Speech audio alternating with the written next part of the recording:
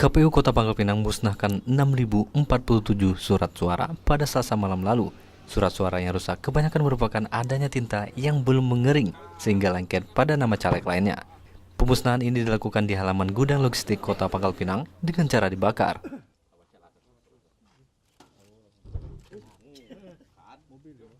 Yang rusak ini kebanyakan ada tinta mungkin yang belum mengering, jadi sudah dilipat, jadi melebar ke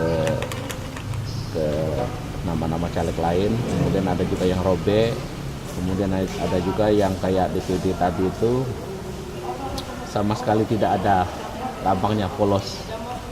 Jadi seperti itu kejadian di lapangannya. Kemudian sebagian juga ada yang hasil cetakannya mungkin pemotongannya yang tidak rata sehingga memotong hampir setengah dari surat suara.